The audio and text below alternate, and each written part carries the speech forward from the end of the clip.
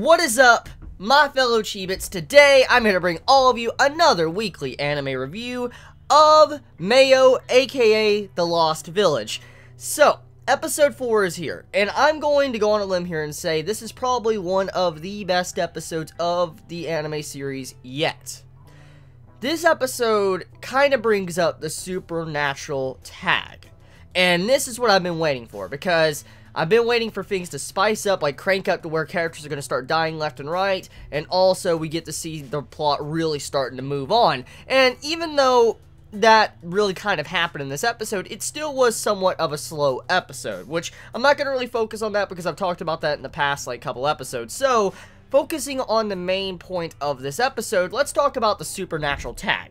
So, for one, we have it to where there's this little girl that is seen by the bus driver, and he knows her, and pretty much as he was chasing after her, calling out to her, he turns around, he sees two other people that are part of the tour, but the little girl disappears. And so this adds a supernatural tag to the Lost Village. The main question is right now, is the bus driver going insane? Or was that really someone he was seeing? For instance, a ghost. And if that's a ghost, that means that there's going to be ghosts in this series, or they're all losing their freaking minds, because that's a possibility. I mean, if you're in isolation, you're by yourself and stuff, and, you know, in the middle of nowhere, you might start seeing some shit. I mean, you might. So, yeah, we don't really know if that was implying to be a ghost or not, but there is one thing that was very strange and definitely was supernatural, and that was definitely the giant roar in the background, and also the path that our characters were walking to escape the village. This is the one that really stood out to me, was the escaping the village, not the big Mitsumune or whatever. That right there, I was like, what the fuck is that? I even went online on Google and I typed in Mitsumune meaning, and I'm like, okay, what is Mitsumune? It has to be some form of folklore or something like that, unless it's literally a big fucking Mitsumune or MC, and I'm like, what the fuck? Like, what? So, I don't even know where to begin on that. So, let's just talk about the obvious supernatural one. Let's talk about the path that our characters took to try to get away from the village. They constantly kept marking trees. They kept spray painting trees with different numbers as they got further and further away from the village. And eventually, as they got, like, I think 70 to 80, like, spray paint cans, like, you know, numbers on the tree away from the village, they wound up back at the beginning once again. And they were going pretty much north, if I'm correct. Or whatever, south, north, whatever. They were going a straight fucking line, okay? And then they wound up back at the beginning, which that doesn't make any fucking sense, because one of the characters showcased a compass. He's like, no, this doesn't make any sense. We've been following this compass right here. There's no way in fuck that we would get turned around like this. Not this massively, but also the way the cliff was, they eventually walked and got to a cliff, and you're like, whoa, whoa, this cliff is not even on the fucking map. What the hell is going on here? So something's going on with this village.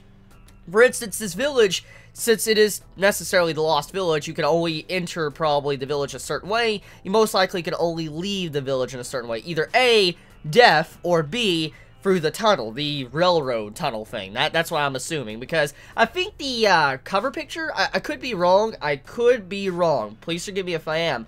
But if I'm correct, I think the cover picture of the Lost Village has a train track or something, or a train tunnel behind it. I could be wrong, but I remember a bunch of characters having, like, something behind them or whatever, or they're on a bridge or something. I don't know. I don't exactly completely remember, but I could have swore I saw a picture or something. I could be imagining things, like, you know, how the characters were imagining maybe a ghost girl in this episode.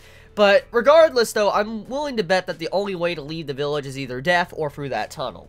And I gotta say, the episode was intense.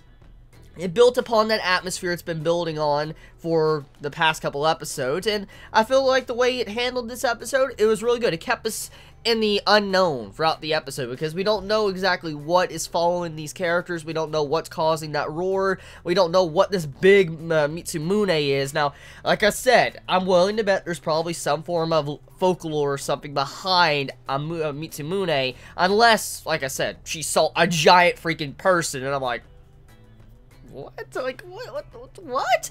And so, a lot of questions I have. The episode was pretty good, though. Definitely the best episode to date, and I am actually looking forward to next week's episode. I really am, actually. This episode rekindled my love for the series and definitely got my interest back up, and it's definitely something I'm curious to see what's gonna happen. Now, I believe that the Chuny boy, he's probably gonna die. He's probably dead as fuck. I don't see him lasting very long, because at the end, with, you know, seeing Jack and all that, I'm willing to bet that our little Chuni's probably gonna die. I'm just gonna say right now. I'm calling it. I'm calling right now. He's probably gonna die next. So you all have a wonderful day or night wherever you live. Please be safe. Chibi out.